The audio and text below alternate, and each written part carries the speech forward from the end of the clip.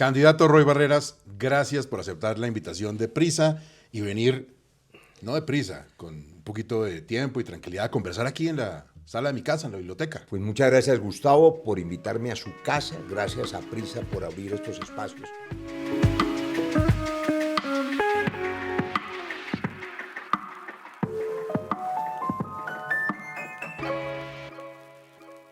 Candidato Roy Barreras, gracias por aceptar la invitación de Prisa y venir, no de prisa, con un poquito de tiempo y tranquilidad a conversar aquí en la sala de mi casa, en la biblioteca. Pues muchas gracias, Gustavo, por invitarme a su casa. Gracias a Prisa por abrir estos espacios para que los colombianos que van a definir el destino de Colombia, ni más ni menos en 19 días, tengan claro lo que puede ocurrir y sobre todo lo que pueden evitar. Cuando se habla de la astucia en la política, muchas veces se pone el ejemplo del juego de cartas. Algunos hablan de tahúres, que tiene una connotación negativa, porque el tahúr es bueno en las cartas, pero es medio tramposón. Pero quienes dominan bien el manejo de las cartas sin hacer trampa, tienen muchos réditos. De Juan Manuel Santos se decía que era un gran jugador de póker. De póker. ¿Usted cómo le está yendo con esta mano? Porque Pues antes de la consulta era una cosa y hoy estamos en otro mundo. Y le voy a... Dos jugadores, cualquier jugador, tiene la posibilidad de ganarlo todo o de perderlo todo. O sea, no hay un solo jugador, por experto que sea, que no haya perdido alguna vez. Pero en este caso particularmente aprovecho el papayazo que usted me da para contarle aquí entre nos lo que ocurre. Yo estaba jugando con una baraja prestada. El dueño del casino, el dueño del juego, de la baraja, Gustavo Petro, porque con él construimos hace 5 años el pacto. El pacto era con los sectores liberales de centro. Nació en mi apartamento, con Iván Cepeda, Gustavo Petro y yo. Y entonces teníamos 2 promesas: la inclusión social, la lucha contra la pobreza, e implementar el acuerdo de paz. Lo primero, Petro ha intentado hacerlo. Lo segundo, fracasó con paz total. Pero pasados 4 años, yo estaba jugando con la baraja del pacto. Y de pronto el dueño de la baraja dijo: usted no juega. Y me quitó la baraja en la consulta. Y por supuesto, a duras penas gané la consulta, a pesar de la prohibición. Pero por supuesto, sin duda eso influyó. Y yo entiendo al presidente Petro, lo respeto, él tiene derecho a jugar con los jugadores que quieren la mesa. Que ¿Pero le saltó la piedra o no? No, me dolió y me pareció un error, ambas cosas. Me dolió porque yo fui fundador del pacto.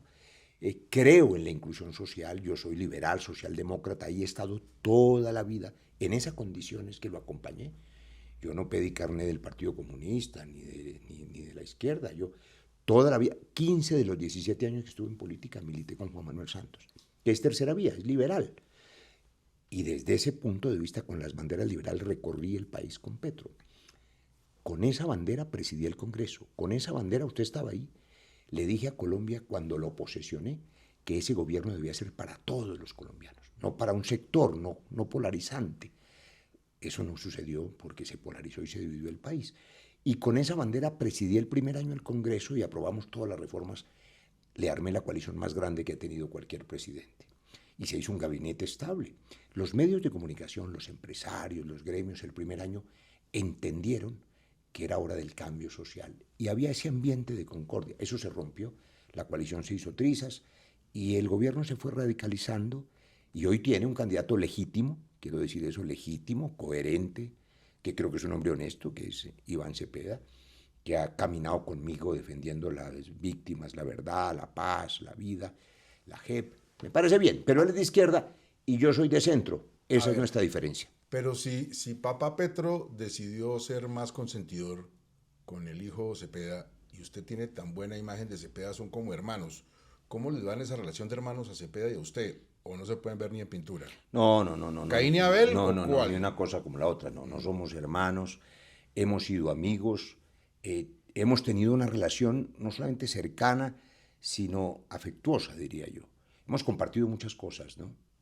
En la vida personal, en la lucha inclusive contra la enfermedad. Los dos con cáncer. Claro, y los dos... ¿El suyo cuál cáncer fue? Un cáncer colorectal se llama. Creo que el de él más o menos también. Y el de él, bueno, yo como médico no doy infidencias. Pero los dos están del otro lado. Pero lo conocí, los dos nos sometimos a tratamiento, yo me curé gracias a Dios, al amor de la familia, a los médicos, y él también lo he visto activo. Entonces hemos compartido mucho, pero somos distintos. Digamos que no somos hermanos, pero sí vecinos, ¿no? Y usted puede tener una buena relación con su vecino, puede ser amigo del vecino, pero somos distintos. ¿Cuál es la diferencia fundamental? Que yo soy liberal y por tanto yo defiendo la libertad de expresión, la libertad de prensa, defiendo la propiedad privada, la necesidad urgente en esta hora de Colombia de la confianza para la inversión. Si no hay inversionistas que confíen en Colombia y en el próximo gobierno, ¿quién va a hacer 1.000.000 de viviendas que necesitamos para reactivar la economía? ¿Quién va a hacer los puertos, los aeropuertos, las dobles calzadas que necesitamos para que Colombia sea competitiva? ¿Cuál empresario va a invertir en la apuesta agroindustrial? Todos van a correr. O la apuesta hotelera. Sí. Colombia es un país bellísimo, pero necesitamos gente que haga más hoteles, más restaurantes. ¿Pero usted cree que Cepeda asusta entonces a muchos sectores? Yo creo que los dos polos asustan. Y creo que, ¿qué es lo que genera el susto? Lo que llamamos el miedo. Yo le agradezco esa pregunta y ahora hablamos de los hijos y de los hermanos en política. Pero hay dos miedos fundamentales. De un lado, hay unas personas que tienen miedo a perderlo todo, sí, a perder su negocio. Ya no lo perdieron capital, con Petro. Sí, pero tienen miedo de que se radicalice y perder su capital, su trabajo de toda la vida. Inclusive un tendero, un taxista, que esa es su empresa, o a perder la vida por cuenta de la inseguridad. Okay. Vengo, Gustavo, antes de venir aquí a su casa, a saborear este café, de un encuentro con un profundo informe que recomiendo de CORE, que es una organización internacional en la Embajada de Canadá, sobre el fortalecimiento de los grupos ilegales en los últimos 7 años. Disparados. Gobierno Duque y gobierno Petro. Totalmente fuertes. Han crecido un 32%. Ahí está. Y no tienen límite ni control. Esa es la paz total. Entonces, ese fracaso hace que la gente tenga miedo. Ok, ese es un miedo. ¿Y el otro? Y ese miedo hace que la gente, perdóneme, busque un macho alfa. Es una cosa animal, primitiva. O una hembra alfa. No, un macho alfa. Macho alfa. En la naturaleza, cuando la manada está en riesgo de un depredador, buscan un macho alfa. El gorila, que con colmillos más grandes. Es primitivo eso. Entonces escogen un candidato primitivo, salvaje, un animal salvaje que además... ¿Un tigre? Que se dice tigre, o sea, es un animal salvaje depredador. O sea, no él está hablando desde el tigre. No, estoy hablando del candidato. Comparación. No, es una comparación, es una realidad. El señor de la Espiella, alias el tigre, o Papucho, o Hello Kitty, dependiendo en qué época haya estado, él le dice a ese sector de Colombia, que yo los comprendo, de buena fe, creen que ese personaje, que es una caricatura de Bukele, va a devolverle la seguridad. Todo lo contrario, un personaje que ofrece más violencia, destripar a la oposición y que es un ignorante en asuntos de Estado, va a generar más inseguridad y más violencia. Pero el otro lado, para ser equilibrado, si el otro lado genera miedo a la inversión, paraliza la economía, y si no hay recursos, porque la deuda externa crece y las tasas internacionales crecen, ¿con qué plática vamos a pagar los subsidios a los ancianos, el salario mínimo, el pago a los maestros? Por eso se necesita confianza y unidad.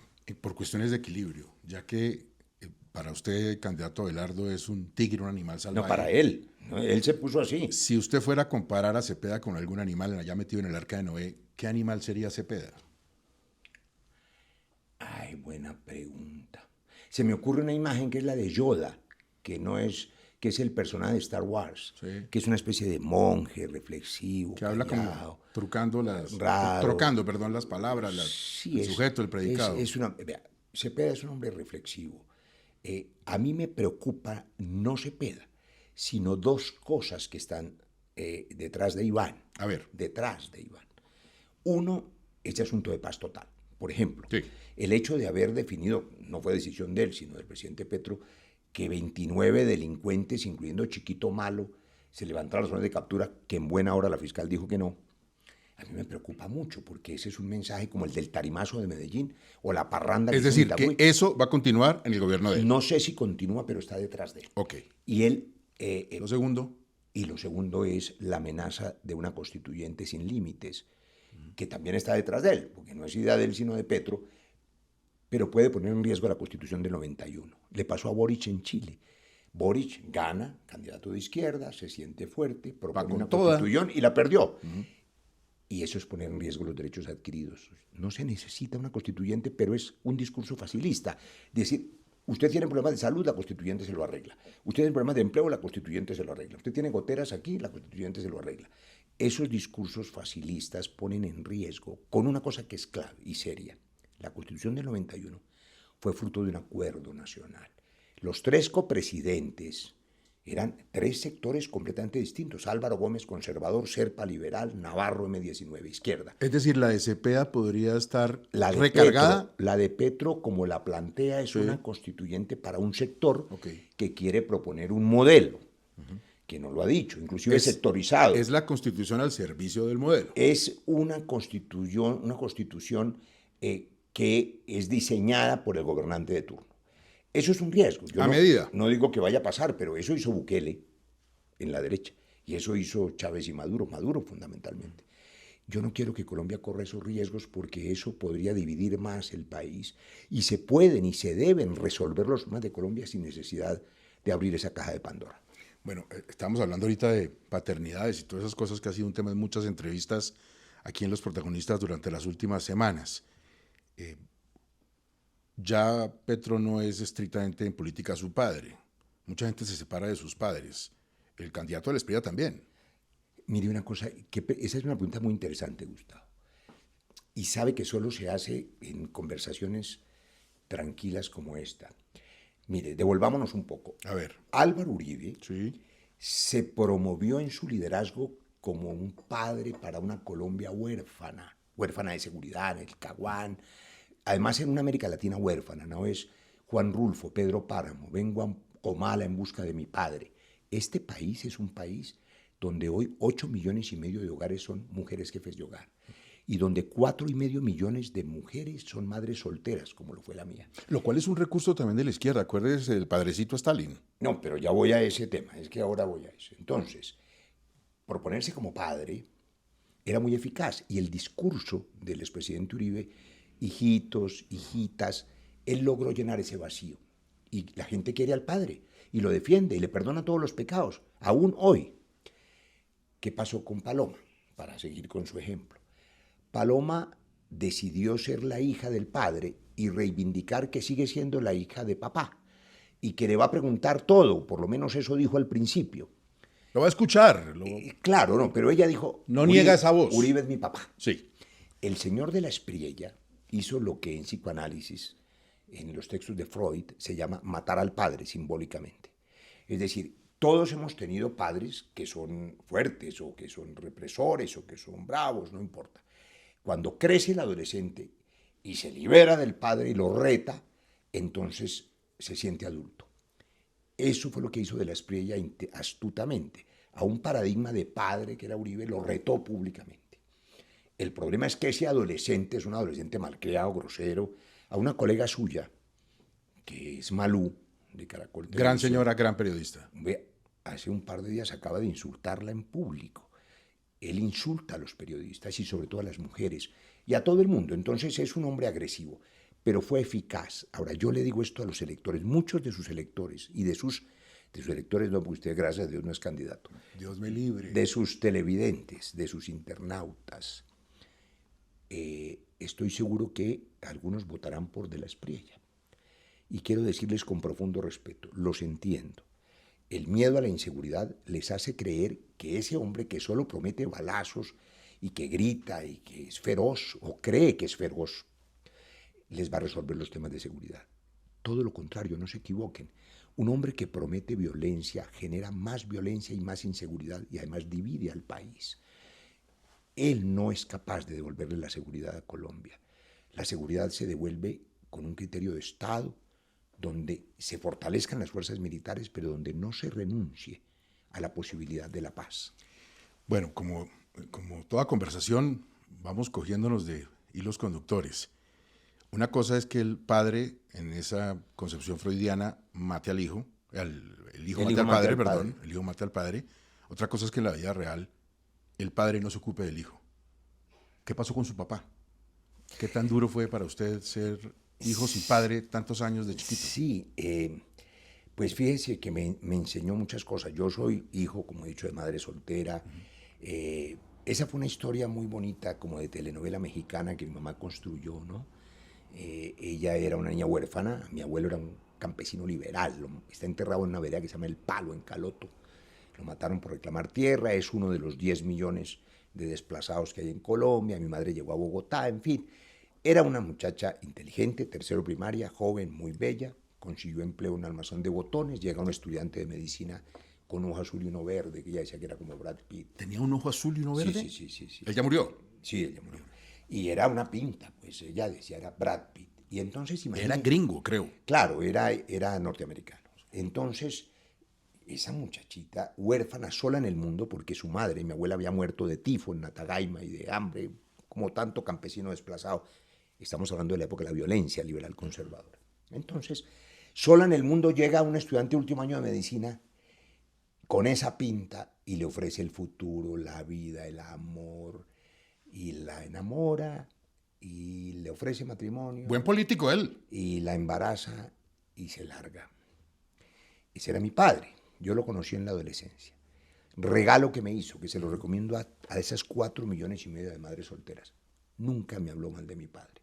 Cuando yo le preguntaba por qué yo no tengo papá, me decía es que su papá es un médico muy importante que está ocupado salvando vidas. Entonces, cuando yo Más lo conocí, amor. claro, cuando yo lo conocí y era cierto, él era jefe de cirugía, de anestesia, fue un gran médico. Qué gran señora. Trabajé con él, fue mi amigo, nunca fue realmente mi padre, pero murió en mis brazos. Y yo nunca tuve ningún resentimiento con él por ese abandono del padre. ¿Alguna vez le, como se dice, le presentó excusas, le pidió perdón? No, Le dijo, no, mi hijo, no. la embarré? No, nunca me dio un abrazo. Nunca, nunca.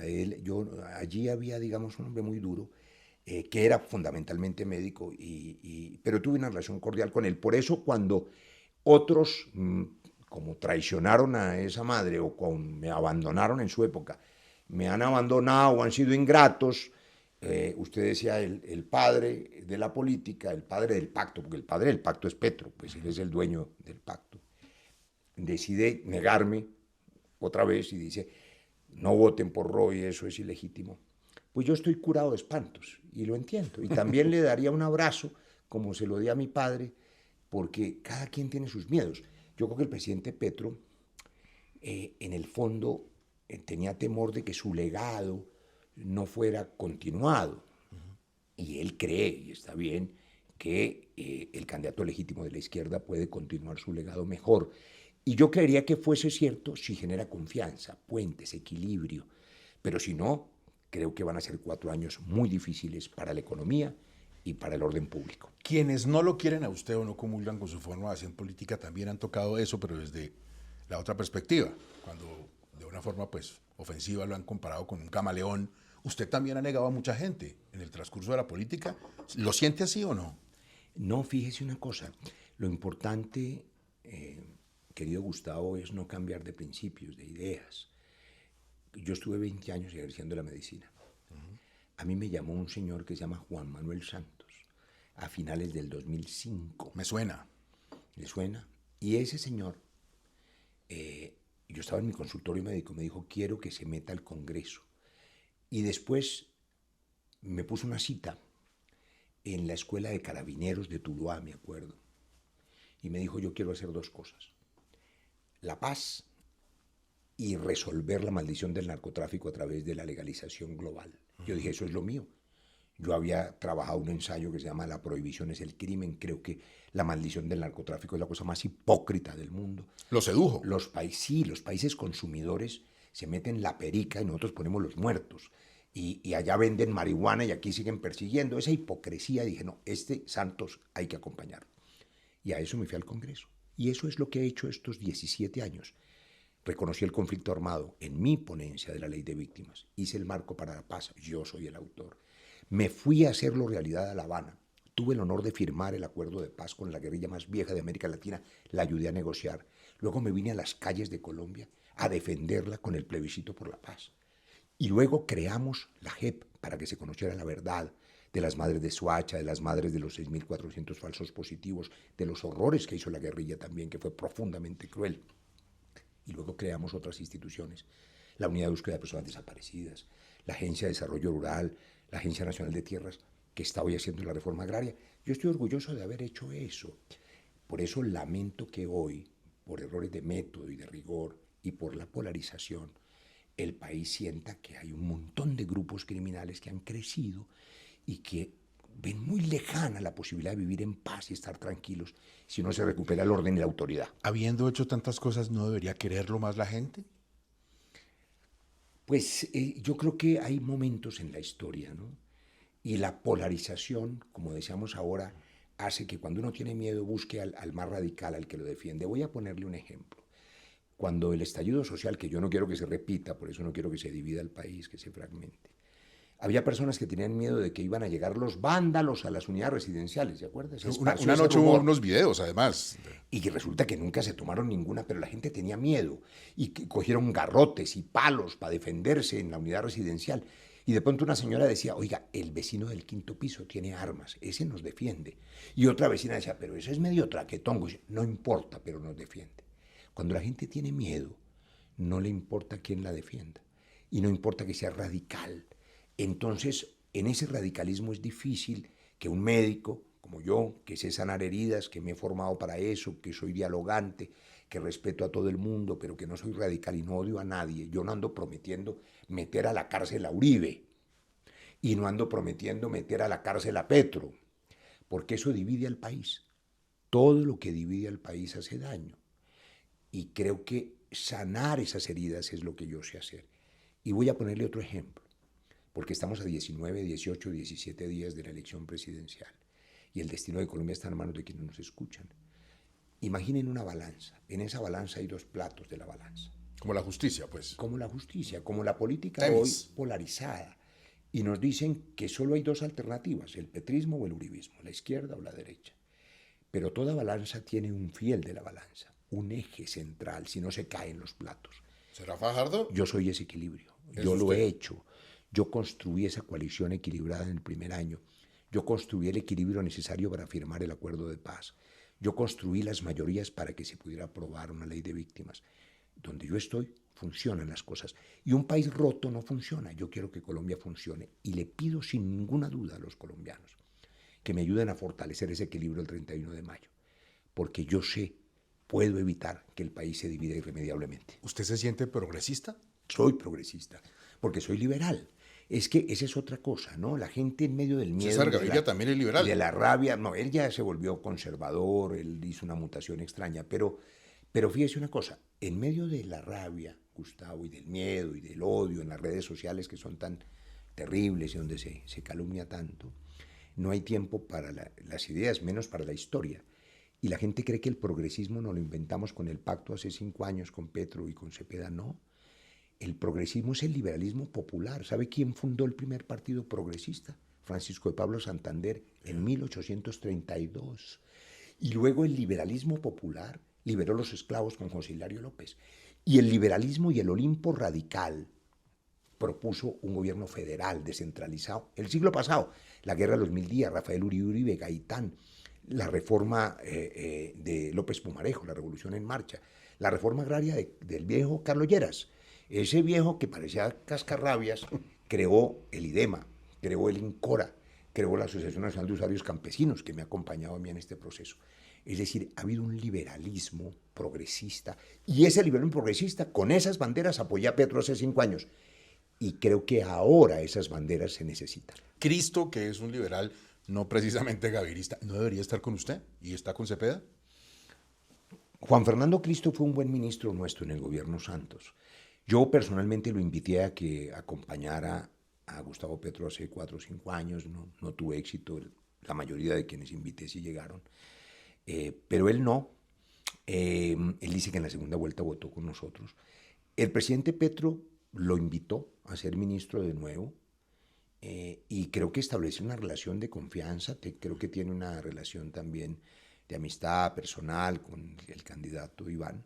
No conozco las razones. Le puedo contar una cosa aquí entre nos. Sí. La noche anterior a su anuncio de apoyo a Iván Cepeda me llamó a decirme que estaba en Valledupar y que llegaba temprano a inscribirse en mi consulta. Pero cambió de opinión durante la noche. Espero que lo haga bien. Es autor de la ley de víctimas. Fue un buen ministro y creo que es un hombre que defiende instituciones. Se necesitan más personas equilibrando este país y no polarizándolo. Y yo creo que él hace una buena tarea en esa misión. Como dirían en la Luciérnaga, él prefirió cagar las maletas de Cepeda. Hablando de la Luciérnaga, donde Polilla hace esa imitación verbal de Cristo que a él le da risa, ¿no? Le molesta con la R. ¿A usted sí le molestaba o le molesta la imitación de Pedrito, de Don Gediondo en la Luciérnaga? No, Porque no. a veces lo hace ver como un ignorante, como un bruto. Sí, no, pues es que las caricaturas son eso. Habla mal, las concordancias, no sabe vocalizar. Las caricaturas son esas. Pero sabe una cosa, tanto Pedro como los humoristas. Ayer estaba con otro humorista, Giovanotti. Muy bueno. Que entrevista, hace una imitación de Petro muy buena. Le dan algo a los colombianos que es muy importante. Alegría, hacen reír. Un país tan adolorido, Gustavo, donde nos aterra, donde hay unos criminales salvajes que ponen una bomba en la Panamericana y matan 20 inocentes, donde ese señor Calarcao, sus secuaces asesinan a ese muchacho Mateo, periodista, donde son capaces de la crueldad, el atracador, el que apuñala por robar el celular. Ese país necesita, claro, seguridad, hemos hablado de eso, necesita que se cuiden las calles, los barrios, drones inteligentes, pero también acabar con el IMPEC, descansito. necesita un nuevo sistema penitenciario, una reforma a la justicia para que no suelten al criminal capturado al otro día, poner orden en el territorio, meter en cintura a los grupos ilegales, todo eso lo sabemos hacer, pero dar alegría, darle tranquilidad a la gente en las mañanas, en las tardes cuando vuelve a su casa, que es lo que usted hacía en la Luciérnaga y siguen haciéndolo sus colegas. El humor es muy importante, así que a mí me alegra mucho ese tipo de programas. ¿Y ha ido a la Luciérnaga ya? Claro. ¿Cómo es que se llama eso? ¿Al desnudo o no? Le tienen Sin una anestesia. Sin anestesia. El desnudo es con Eva, creo. Era con Eva, pero ya le cambió de nombre, Eva Rey. Yo que soy médico, pues sin anestesia, ya estoy listo. No tiene problema. Hablando de humor, ¿quién creyera? Un tipo como Germán Vargas Lleras tenía muy buen humor. Era muy divertido en privado, pero tenía fama de cascarrabias. Pero muy en privado. ¿Cómo le fue a usted con Germán Vargas Lleras en la vida? Mire, a mí me llaman, primero hay que decir una cosa. Yo trato siempre de ser justo y de primero reconocer las cualidades de la gente. Germán Vargas era un estadista, formado para gobernar, un gran ejecutor. Fue nuestro vicepresidente en el gobierno de Santos, otro estadista, en el que yo creo que fue el último gobierno de esas tradiciones de élite bogotanas, herederos del poder. Pero Vargas, como Santos, se prepararon desde chiquitos para gobernar. Tenía don de mando. Fue un gran ministro de vivienda. Y sin ser ministro de infraestructura, modernizó la infraestructura de este país. Dicho eso, era un hombre evidentemente del mal carácter. A mí me alegra oír ahora que quienes fueron sus amigos, entiendo que usted lo conoció y muchos otros lo conocieron. Fue columnista de 6 AM. Ah, ok. Lo conocí muy bien. Dicen que era un hombre de buen humor y que era una buena persona. Yo no tuve esa experiencia, pero le puedo contar esto. Yo conocí a Vargas porque las juventudes del nuevo liberalismo, en la generación en que teníamos 18 años, 19 años, pues Galán era nuestro ícono. Pero a diferencia de los jóvenes liberales de la provincia, él, nieto de Carlos Lleras, que era el mentor de Galán, pues terminó de secretario privado de Galán. No volví a verlo porque yo me dediqué 20 años a la medicina. Me lo volví a encontrar y él ya era el jefe de Cambio Radical, que él no fundó. Cambio Radical lo habíamos fundado años atrás, los sobrevivientes del nuevo liberalismo. Nuestra única senadora en el año 2018, 98, Claudia Blum de Barberi. Yo fui su fórmula en Cámara, yo no salí elegido, ella sí. Y ella hizo un acuerdo con Germán Vargas y le entregó el partido. Él lo transformó en un partido de derecha, que es Cambio Radical. Y entonces, fíjese esta cosa curiosa. ¿Y qué pasó cuando se encontraron? Pues, ¿cómo se llama lo contrario a amor a primera vista? Repelús, como diría Felipe Zuleta. Repelús, porque él era agresivo, porque él era de mal genio, porque él era como lo conoció el país, pero en el fondo yo lo que sentía es que había un desprecio por las clases populares. Y creo que esa característica de ser príncipe heredero, él no la podía esconder. Y ahí no hubo empatía, pero independientemente de eso ya reconocí sus valores. Ahora, él como jefe de Cambio Radical, a pesar del poder heredado, y del poder acumulado, porque también lo trabajó, un gran trabajador, o sea, ese hombre trabajaba y estudiaba. Nunca pudo ser presidente, y le voy a decir una cosa, ese perfil de Germán Vargas Lleras hoy, en el año 2026, hubiera sido el candidato perfecto de la derecha. Mucho mejor, pero kilómetros, que el señor de la Espriella, que es un ignorante. Vargas es un conocedor, o ha sido un conocedor del Estado. Se le atravesó la enfermedad. Y una cosa que yo lamento mucho, una enfermedad que lo hizo sufrir mucho. A mí me entristeció mucho saber de su dolor, porque me parece que, bueno, uno no puede juzgar el destino, pero no sé, la vida tal vez no fue justa con él, porque su final fue muy doloroso. Un hombre muy preparado para gobernar, debió ser el candidato de la derecha. Hubiera tenido aquí la oportunidad de competir, quizá con éxito, con la presidencia. Hablando de muerte, y le ruego que no se vaya a ofender. No, pero ¿por qué? Tengo su libro Bailando con la muerte allá, al lado de Darth Vader, el lado oscuro. Al lado Mírelo, de allá. Sí, ahí está el libro. Aquí está, Bailando con la muerte. Bailando con la muerte. Este fue mi penúltimo libro. Tomamos esa foto Muy interesante. con un colega suyo que me acompañó en el lanzamiento. Bueno, usted también me acompañó en la Feria del Libro. Yo lo acompañé en la Feria del Libro, ¿cómo no? Lo presentamos. ¿Cómo no? Y luego hicimos con Daniel Samper un performance bailando tango. Entonces esta foto es bailando tango con la muerte. No bailando con Daniel Samper. No. Pero sí con... Pero Daniel Samper se ha bailado a más de uno. Sí, a todos nos ha bailado. Pero tiene un mensaje fundamental. Yo no soy capaz de temerle a la muerte porque soy hombre de fe. Yo sé que hay vida más allá y eso no me permite temerle. Pero yo les digo a quienes son ateos, como era de la Espriella, ¿se acuerda? Cuando era de la Espriella, cuando era corista, vallenato, en esa otra vida, cuando era Hello Kitty. Digamos que era un abogado principiante. Él era ateo, Bueno, lo de principiante no, porque principiante significa tener principios, y él nunca los tuvo. Pero en esa época, a los que son ateos y a los que son agnósticos, yo tengo un hijo que es matemático, y él dice que es agnóstico. Yo tengo un amigo, César Augusto Londoño. Claro, entonces a ellos les digo, si no creen en Dios, bueno, no importa, igual Dios te va a cuidar. Pero creen los filósofos griegos que nos enseñaron que la muerte es un problema de los que se quedan, porque nunca vas a conocer tu propia muerte, sino la de los otros. Entonces vive la vida cada día como un milagro, como un regalo, como una bendición. Un día, Gustavo, vamos a estar muertos. Usted y yo y también todos los que nos ven. Y afortunadamente no vamos a saberlo. No vamos a saberlo a sentirlo. Nunca, pero ese día usted no va a ver este color rojo, ni va a disfrutar este café, ni va a poder reír, ni va a poder abrazar a sus hijos o a la mujer que ama. Hoy podemos hacer todo eso. Esa vida es un regalo, es una bendición. Yo agradezco todos los días la vida y creo que en respuesta a ese regalo de la vida hay que dedicarle la vida a los demás, hay que intentar que los demás también tengan la oportunidad de ser felices. Por eso yo le ofrezco mi vida a los colombianos. Usted no me lo ha preguntado. Yo cumplí 62 años en noviembre. Mi pensión debe estar por llegar. Cuidado porque ahora dicen que de pronto no las pagan. Ojo, no generen pánico populista. Amenazando un poquito a la gente con una cosa que no va a pasar. Que no va a pasar. O sea, no hay que generar pánico populista con eso. Pero digamos que yo voy a vivir de mi pensión de jubilación. Yo tengo 5 hijos, tengo 2 nietos, soy un hombre feliz. Enamoradizo, ¿cierto? Estoy felizmente casado. Pero ha tenido mucha trayectoria. No, yo me he casado con las mujeres con las que he querido vivir la vida entera. ¿Cuántas veces se ha casado? Me casé la primera vez a los 20 años, Gustavo.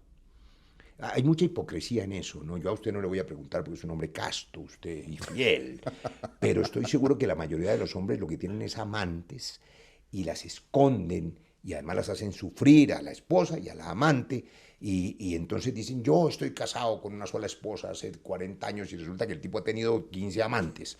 No, yo me casé a los 20 años, muy joven, con una gran médica, era mi compañera de Facultad de Medicina, sigue siendo una médica muy importante, con ella tuve mis 3 hijos, le agradezco a ella, a la vida de esos hijos, pero nos casamos muy jóvenes, entonces eso duró 10 años.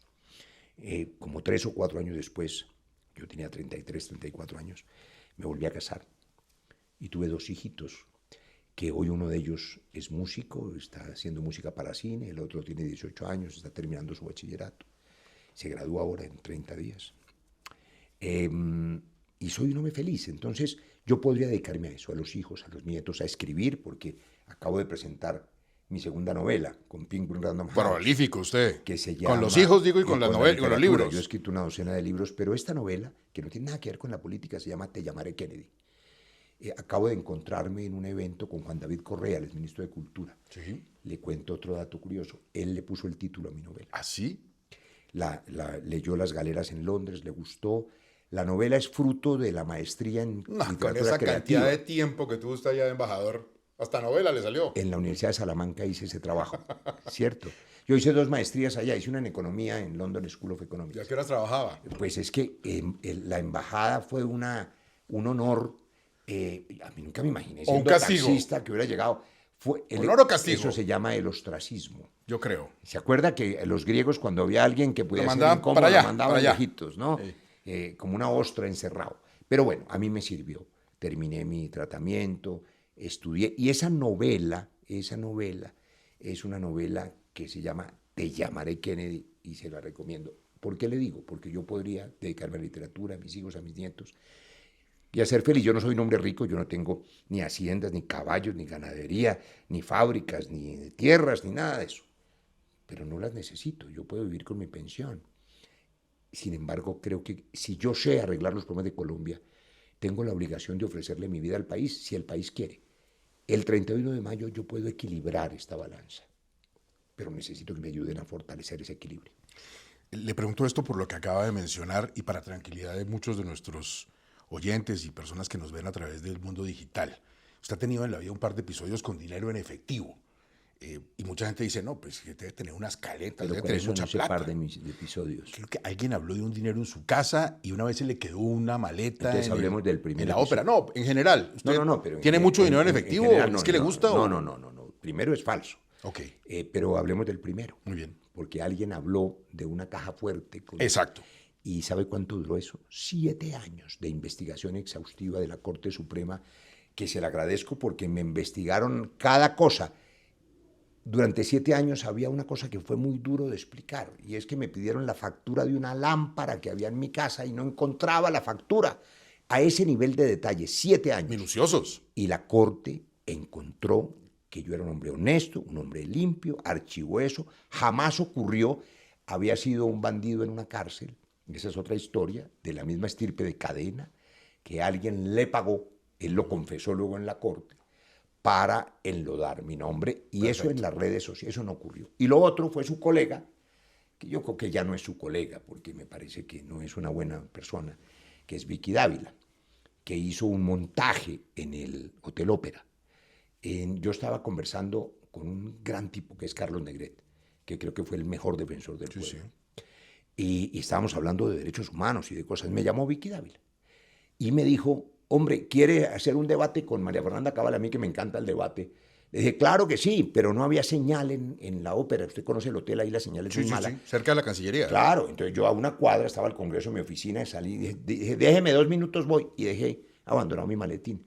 Yo venía de una notaría donde había vendido el lote de mi padre, que donde había estado funcionando la clínica. Cuando usted vende una propiedad, quiero recordar eso, el comprador le devuelve a usted el impuesto predial de los meses que faltan.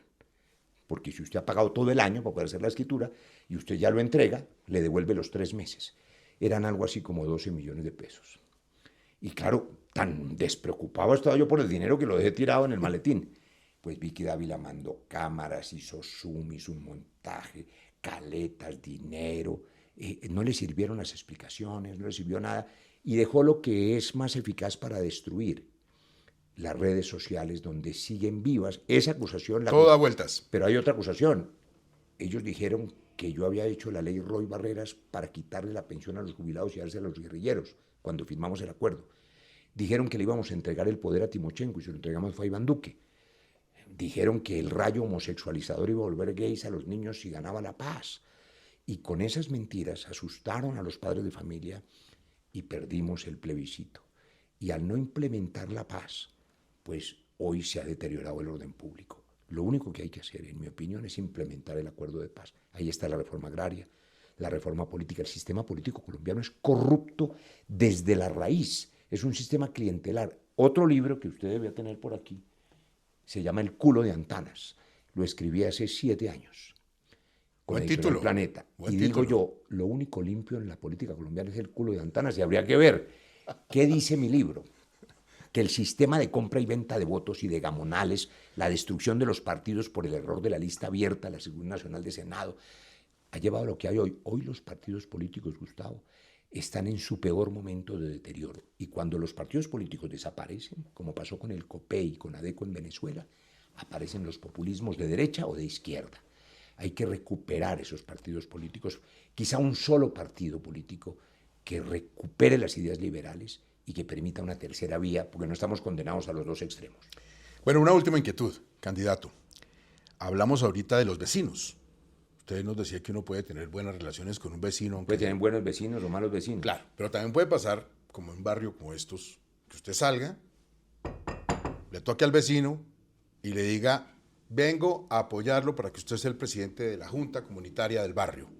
¿Va a hacer eso con Cepeda? ¿Usted va...? No, si él me golpea la puerta, yo se la recibo inmediatamente, pero no creo, porque él está muy bien en las encuestas, él no me va a golpear la puerta. ¿Usted va hasta el final en esto? Yo creo que Colombia no está condenada a esos extremos. Y también, hace un rato dije que, con respeto por quienes nos vean y votan por De la Espriella, que no se equivoquen porque él no les va a devolver la seguridad, va a dividir al país porque es violento. Para ser justo, quiero decir a los que nos escuchan y saben que Iván Cepeda es el candidato legítimo de la izquierda y el heredero del pacto y el hombre honesto que es, que si él gana o gana el otro, la división del país hace un país ingobernable, roto, porque ese gobierno tendría una oposición feroz del otro lado. Y creo que un país ingobernable, roto, hace que no funcione ese país, que no se pueda evitar el apagón, que no haya reactivación de la economía, que no haya con qué pagar los subsidios, que no sea posible recuperar la seguridad. El 31 de mayo podemos evitar eso, garantizando ese equilibrio del que hemos hablado en esta conversación. ¿Usted no va a tomar el camino de Murillo? El 31 de mayo, tal vez el camino de Santiago, sí, pero de Santiago Apóstol. Se va a demorar, tiene bastantes pecados, ¿no? Sí, pues todos, ustedes no tienen... No, pero es que la política es una cosa muy brava. La política debería ser, tiene que ser el arte de gobernar, pero en un mundo con esta maldición del narcotráfico como en Colombia, la capacidad de penetrar y destruir y de contaminar. Si algo me enorgullezco es haber hecho política en Colombia con absolutos límites, líneas rojas a esa maldición del narcotráfico. Pero vuelvo al 31 de mayo. Si fuera ya la segunda vuelta, quienes nos vendían no hay nada más que hacer. O nos vamos con la izquierda o nos vamos con la derecha. Pero hay 5 millones de colombianos que están intranquilos, que no quieren que el país se rompa, se divida. Ese equilibrio que yo le ofrecí y construí en el primer año del gobierno Petro, en esa coalición tranquila, necesito que me ayuden a fortalecer ese equilibrio, ese eje de la balanza. Por eso permanezco en el tarjetón y los necesito votando por el equilibrio. Candidato, muchísimas gracias. En beneficio de la democracia, toda la suerte del mundo, ¿yo? No, pero muchísimas gracias. Muy chévere esta conversación, distinta a todas, ¿no? Cuando quiera volver, aquí estoy. Me parece muy chévere. Está bueno el café. Hasta luego. Bueno, Suerte. muchas gracias.